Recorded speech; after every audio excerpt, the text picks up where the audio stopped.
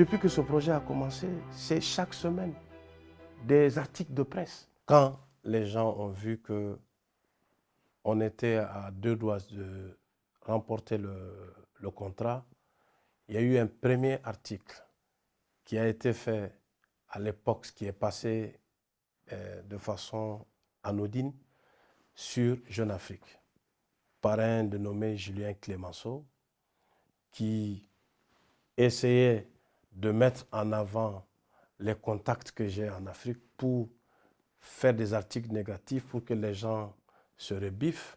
À l'époque, je me rappelle, il m'a surnommé le Bernard Tapie africain. Et puis, dans ses écrits, il allait jusqu'à dire des propos qui, à mon avis, ne sont pas dignes d'un journaliste de son rang, parce que je trouve ça que c'est du faux. Et pour dire que j'étais à l'hôtel, dans un hôtel lors d'une réunion CEDEAO et que le président Macky Sall m'aurait vu et qui m'aurait amené dans une salle remplie de présidents et que, voilà, c'est-à-dire il attirait l'attention. À quoi? Qu'est-ce qu'il voulait dire par là? La réalité est tout autre. Ce qu'il voulait dire, ce qui s'est réellement passé ce jour-là, c'est que j'étais parti voir des partenaires ce jour-là à l'hôtel Méridien de Dakar et il y avait une réunion de la CEDEAO et quand les présidents sortaient de la salle, je venais avec les partenaires. Le président Macky Sall m'a salué, m'a juste demandé « Ah, ça va ?» J'ai dit « Tout va bien ». Donc on a échangé 2 minutes. Il était aussi avec d'autres présidents avec qui on s'est salué. Est-ce que c'est un crime? Et quelle est même l'importance de relever des choses comme ça si ce n'est pas dans un but de nuire? Ce genre d'article, c'est fait pour détruire nos champions. Prenez la plupart de nos champions africains. Est-ce que vous avez vu un champion qui dure 30-40 ans? Chaque fois, c'est nous-mêmes Africains qui donnons l'occasion à ces gens-là de pouvoir nuire à notre image en faisant des articles incendiaires comme cela. Ce même Clemenceau, je le retrouve ici, il profite de certains articles de la presse locale pour encore remettre le couvert. Entre-temps, il a quitté Jeune Afrique, il est maintenant à RFI. Quand je vois l'article qui est sorti, j'ai vu que c'était lui. J'ai demandé un droit de réponse. Le représentant, le correspondant local de RFI vient pour que je puisse faire mon droit de réponse. Au moment il arrive sur le lieu du rendez-vous, il est appelé par Clemenceau. Et Clemenceau, je suis sûr, voulait le bloquer. Il a dit qu'à Clemenceau qu'il est en face de M. Bathily. Donc il lui dit qu'il va lui envoyer un message. Cela n'a pas empêché, j'ai fait mon droit de réponse. Et mon droit de réponse était sur le projet de la carte d'identité. Qu'est-ce qu'il va faire encore? En plus de mon droit de réponse, il fait un autre commentaire sur mon projet que j'ai réalisé en Guinée sur les lampadaires, où il va dire que ces lampadaires que j'ai mis en place, au bout de quelques mois, se sont éteints, ce qui est faux.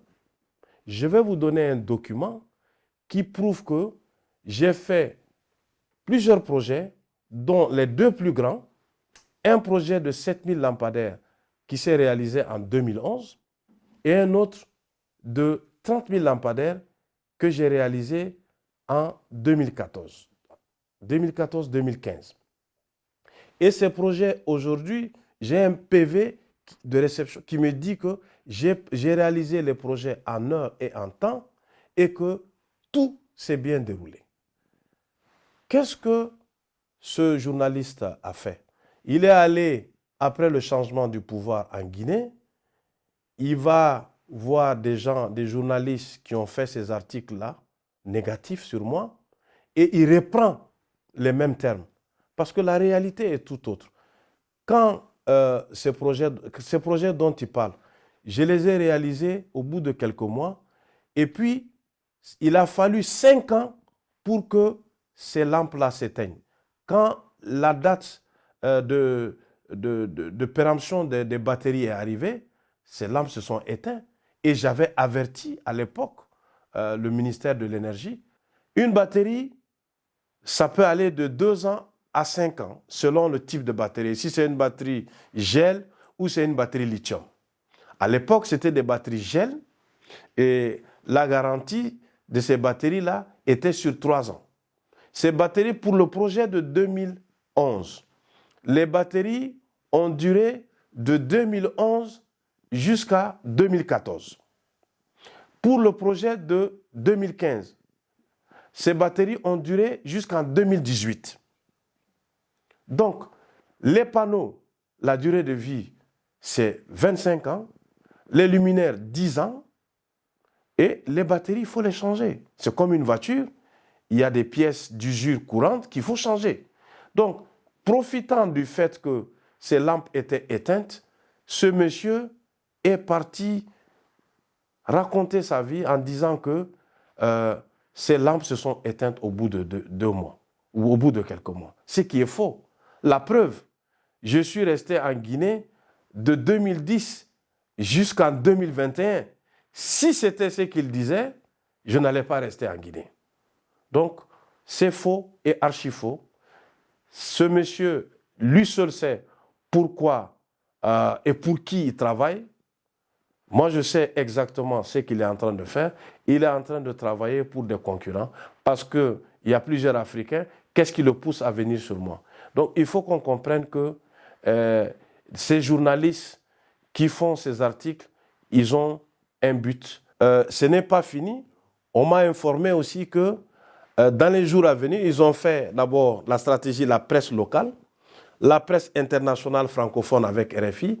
J'ai appris ces jours-ci qu'ils vont aussi faire dans la presse anglophone, notamment Bloomberg. Donc, ça ne va pas m'étonner parce que les gens sont dans un dessein macabre qui est de m'abattre pour bloquer ce projet. Mais ils ne sont pas Dieu. Dieu est au contrôle. Ce qui est dans la destinée d'un homme, c'est ce qui va arriver.